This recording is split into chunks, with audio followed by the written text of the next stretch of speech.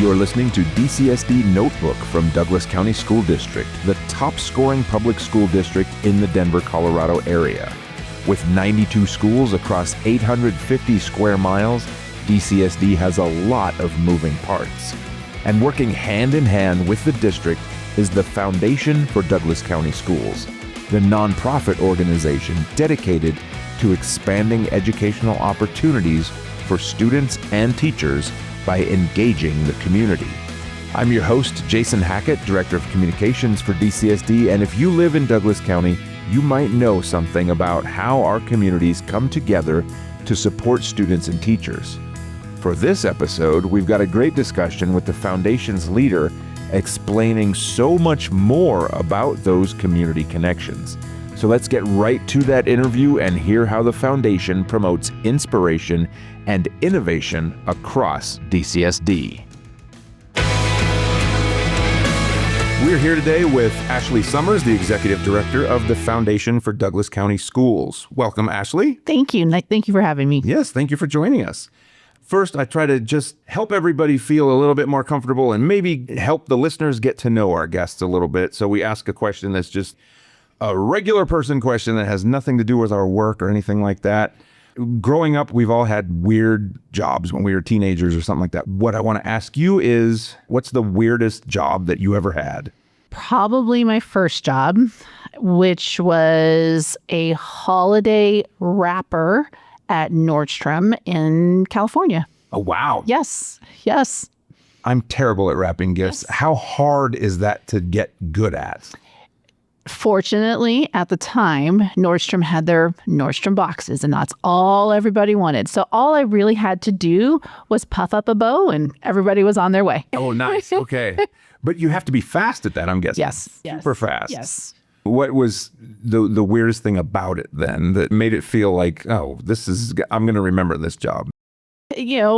First time doing anything, first time being in a working environment, interacting with people as they're doing their holiday shopping, and stresses and anxieties over, are you going to do it right? Are you going to get that in the right box? Are you going to give me the right bow? And all the different things that didn't seem to matter to me before I had to do something like that. All of a sudden, I understood that it matters to people. Oh, for sure. Yeah. Absolutely. Yeah. I'm guessing, though, you probably took some pretty good lessons for that. Even now, you're working with the public all the time. Are some of those lessons you learned, are they still applicable today? That started my career in retail. And so being in the retail world for many years definitely made what I do now, interacting with our community and meeting people, helped me get to where I am today for sure. Yeah. Excellent. I like hearing that, and just kind of getting, to know a little bit of background about folks and everything. So we'll get into what we're actually here for and ask you some questions about the Foundation. First, can you explain for people who would not have ever encountered the Foundation or don't know what it is, or maybe they're brand new parents to the school district, what does the Foundation for Douglas County Schools do?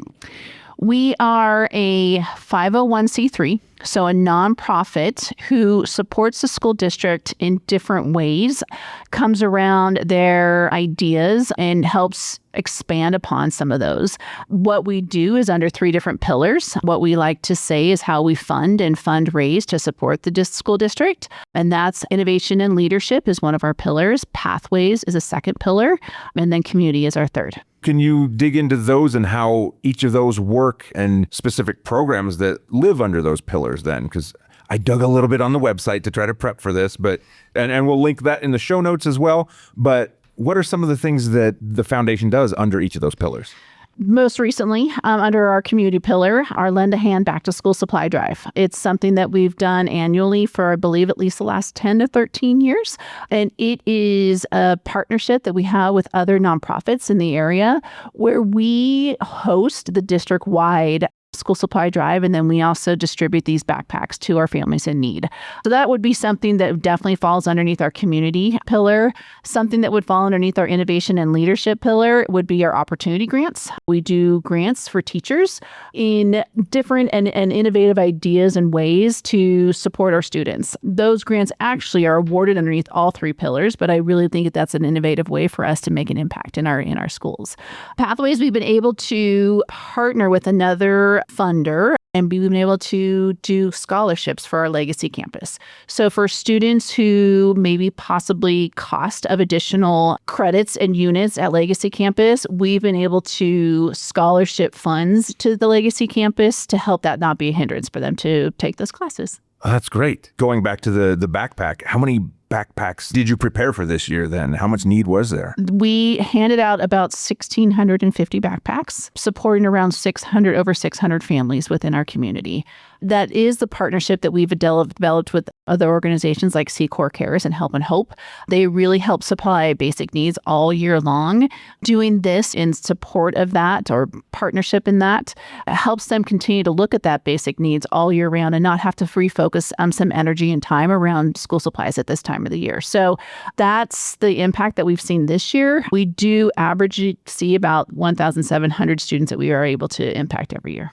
And that makes a huge difference. I mean, to start the year off and know that you've got the basic equipment that you need to sit down and take notes and all that stuff. Exactly. And we do also open up our facility to teachers. So we're able to had about 75 different teachers come in. I'm estimating another 1,800 students that we were able to impact through their classrooms by having them come in and shop for free. That's huge because as the spouse of a teacher, I know how much of their paycheck goes to getting that classroom set up. It is insane. Every district does the best they can to support the basics, but then every teacher wants to customize something. And there are so many consumables that you just blow through in the course of a year. You know, you can't have enough markers and crayons and pencils and paper. And we had a new teacher come through who said, I don't know if my teacher list, my ask to my parents needs to be filled any longer, because she was able to get quite a few different resources at that event. So it was really exciting to know that she's not going to go out and spend additional dollars.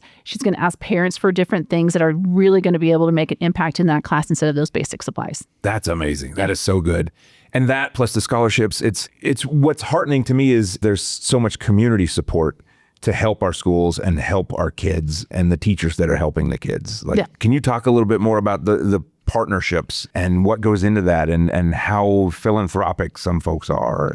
So we've got a great community who comes around the school district, and we get to partner with a lot of those organizations that come around it in a different way. Our local architect firms, our local construction companies who want to make a bigger and better impact, who fund into the different programs like this. Another opportunity that we've been able to partner the district around these last few years is our English language development celebrations, that it's community wide and in celebrating different cultures that are here within the Douglas County community. And we've got partners who've come around and funded into that. A few years ago, I believe it was AT&T who funded into that program. So partners who get to understand what our pillars are and then get to find out what that impact is going to make within the school district. With a school district that's taxpayer funded, can you talk a little bit about how a foundation works, how it's connected to and how it's separate from the district to be able to have those kinds of resources helping us out and why a foundation is necessary? I'm going to go back to our vision. The foundation likes to say that we are the nexus between the greater community and the school district, finding opportunities to fund further, finding different ways to impact not only our students, but our teachers as well, and bringing the community around those opportunities. If somebody wants to give something to the school district, if they want to sponsor a scholarship, or if at a previous district I worked at, somebody had old computers that they wanted to donate. They didn't know if the school district could use them, if they wanted to use them in a tech class and learn how to take them apart. There's all those little things where people have to jump through hoops to be able to give to a school district, right? And that's where a part of the foundation's usefulness and helpfulness is as well, right? Exactly. Okay. Exactly. We have quite a few different opportunities throughout the year when there are people coming to us and saying, I'd love to donate this. And then what I can do is either direct them to a program, direct them to a school that's closer to their area, or learn what that resource is and say, how can we put this into our district and make it an impact that way? And because you're so connected with the district, you're able to help guide them. And your office is right here in Wilcox with everybody else. And you've got the connections and everything. And you really, truly are part of the district. Truly am. Yeah. I truly am. And I embrace that opportunity. Part of the appeal of the foundation work was always that I got to make an impact into my students' lives in a different way. I thought I was always going to be a teacher, and I never was in that classroom environment.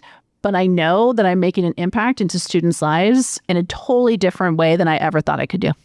In another scholarship opportunity that we've been able to do, a few years ago, we had a local family come to the foundation and say we'd like to support in a different way. We currently have a fund called the Metzer Family Fund. It's 100% to support students in need. One way we use those funds is to support scholarships to outdoor ed, specifically Stone Canyon. So that's a district program that we get to scholarship dollars into that helps students attend if that's another hindrance of them getting to that opportunity. We've heard reports from them about students being out in nature and it's some of their first times just exploring different things, and the impact that has made on them and what they're going to do next has been unbelievable. Oh, sure, for sure. Can you talk then about the relationship that you have with parent-teacher organizations and booster clubs? Because if people look at your website, there's a long list there of helping out so many of those types of organizations too. Completely unique to our education foundation. We, underneath our 501c3, we umbrella different organizations throughout the school district, PTOs and booster clubs. Currently, we have, I believe, 105 different organizations that umbrella underneath the foundation. And what we are is a financial partner. We do guide on 501c3 practices and different opportunities in that way, but they really govern themselves, and we really support them financially, meaning transactionally. We don't fundraise for them, they fundraise on their own, but we give them that stability of having consistency year after year after year in their financial pieces. Sure, because I'm sure as parents come and go and their kids age out of schools, those PTOs and those booster clubs have tons of turnover, and just to have somebody there that's solid that they can depend on regardless of whether they're new or not. We keep all their financial records. We do an annual audit every year, so we provide that support. We file our taxes every year, which is another piece that as you see turnover sometimes that gets lost in what needs to happen. Additionally, we provide insurance for different events that they are hosting. So there's other services and resources that we provide with them, to them, but it's been neat to see them grow and thrive in a solid foundation. The foundation has two different meanings then. Yes. That's great. That is awesome. Can you talk a little bit more about the specific programs under each of the pillars then? Because there's so many different things there that make a big difference too. Something that I don't think I've mentioned before, but one of the opportunities that we get to partner with the district on is our Perseverance Scholarship. That I would say would fall underneath our Innovation and Leadership pillar. That scholarship has been established by administrators throughout the district and grew into a perseverance opportunity. All of our high schools, all of our alternative education high schools fund, and we've matched some funding into that, and they award to a student who has overcome adversity throughout their high school career, which is amazing. And to see students recognized not only for their great successes, but for some challenges that happened during their high school 4 years. So it's a really great opportunity for us to partner with the district on that program. We do an event that we recognize girls and women in sports, completely unique to the school district. We've partnered with athletics, and we've been able to fund into that program for the last few years. They recognize graduating seniors and continuing 8th grade girls who have achieved some great success during their academic careers. And then the Perseverance Scholarships, we'll link those in the show notes as well. These are students that it's hard to overstate how much they have gone through and overcome and truly, truly persevered to get to the point that they're graduating. It is amazing. And to have that support, wow. All different incidents and all different situations. I always, when I started here and my husband found out we did something like this, he said to me, how do our kids get that opportunity? And I said, I need to be honest with you. I don't know if we want our kids to get that opportunity. It's a challenge that these students have overcome. And the fact that we get to acknowledge them and recognize them for getting through that, or still continuing to try to persevere as that is happening, I think it's pretty awesome. Absolutely. These are truly life-changing events that happen to them. And for them to stick with it and get to the point that they're putting on that cap and gown, and then to have some folks in the community support them and come alongside them and truly help them take those next steps. That's got to be heartening for everybody that supports that. Can you talk a little bit about then the types of events that you do that are fundraisers? Because there's a piece that also goes into this, that it's some community building. It's obviously raising money to support these endeavors. And you have some fun events as well, right? We do. Our known event is our annual Apple Awards. And it is an event that we get to recognize our teachers of the year, our principals of the year, and we get to celebrate in just a night of fun. They get to come and relax and enjoy an evening of dancing and celebration. And so that's something that I know that when people hear the foundation, they automatically think of Apple Awards. It's a fun night, and it is a fundraising night. We get sponsorships that come in for that, so our teachers don't have to pay to attend. Anyone that we're recognizing that evening gets to come and enjoy that night through our sponsorships. So that is a fundraising event that we look at. With the Apple Awards, what's the process for somebody to get nominated and eventually potentially win that award? How does that work? So we are opening up our nomination window September 15th. With that, there's the opportunity to go on our website and nominate an educator, principal of who you see has made a different or a bigger impact in either your students' lives or your community. That runs for a whole month. We usually on an annual basis receive probably about 5,000 or 6,000 nominations annually for this. What we then share is we share that back with our principals and we let them share with us who they want to recognize annually. But that kind of happens in quite a few different months. Our celebration is in March, but the opportunity to nominate anyone that you feel is to be recognized is coming up soon. Yeah, you'd need that much time just to filter through all those nomination forms and everything then. It's a really neat time. We have a platform that even we've got videos that our community can submit. And we've had some really creative things that we've seen in the past. A way to recognize a bus driver for all that they've done in their community, bringing some students together and doing a little dance to say thank you to one of their bus drivers. It's a neat way, something different that we get to do and help facilitate to make sure that our teachers and our staff really feel appreciated for what they're doing. That's amazing.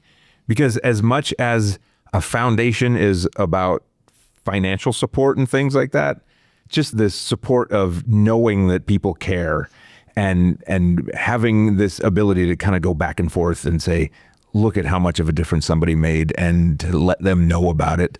That alone is just priceless. I agree. I've had educators that my students have had who, once they realize what I do, have said, I've been recognized for Apple Awards. And it makes a difference. That's something that, again, I know is unique to our school district. And it is another way that we get to value what our educators and our staff are doing, because it's a lot that they get to do annually, and take a minute to recognize it is really great. It's huge. And then we also do an annual golf tournament that we just started this last year. And we're hopefully looking to see that grow in the next coming years. That's great. And that one helps the Perseverance Scholarship, right?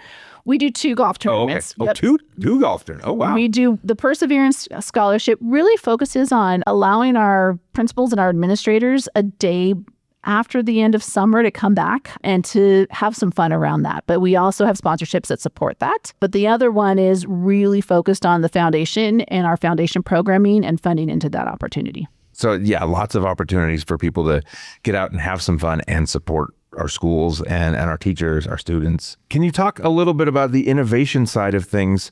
What are some of the things that you've seen that fall under that umbrella of innovation in the classroom? Some of the things for people to kind of have an idea of like, oh, that happens too? A few years ago, we got to fund into a newer class at Thunder Ridge High School into their welding program.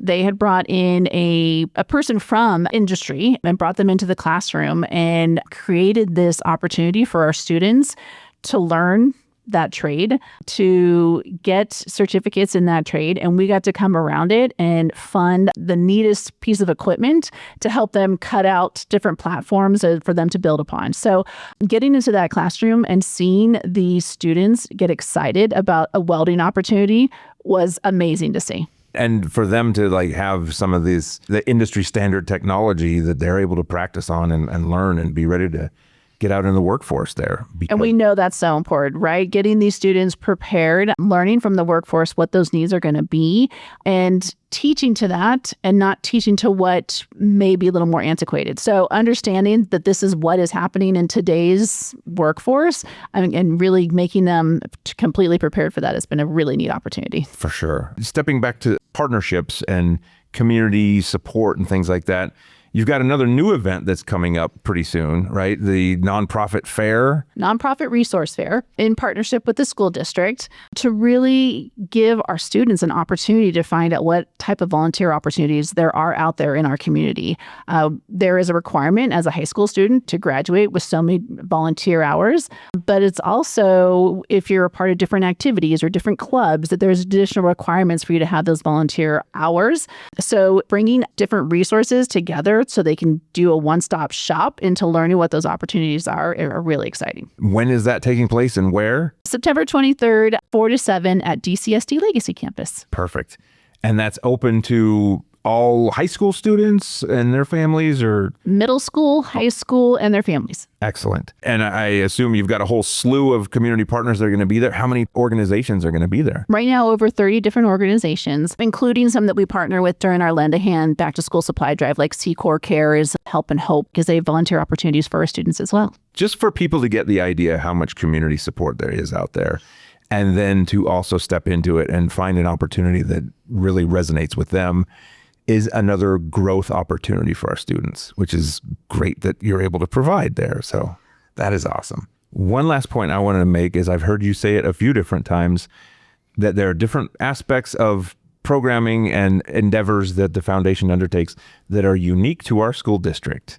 Can you talk about how that comes about and just the idea that the foundation and what you're doing and what the district does are unique and really special?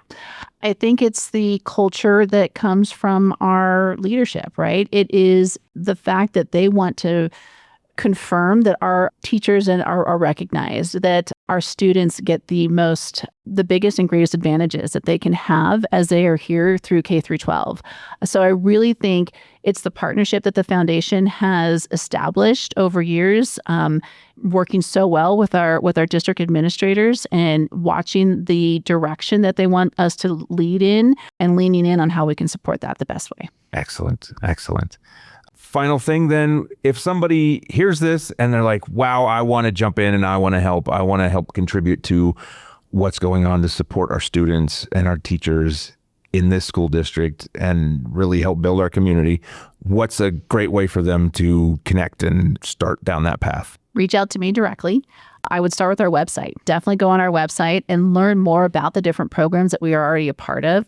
Learn more about the pillars and what we are doing in underneath those different pillars, but start a conversation. So just go to our website and they can find all my contact information there. Perfect. And we will link that in the show notes to make it as easy as possible for people to lend a hand if they so choose and be part of this great effort that's taking place. So thank you so much for taking the time and walking us through so much of the great work that you do and that so many other people do in this community, and you help bring it all together. So thank you so much. Thank you.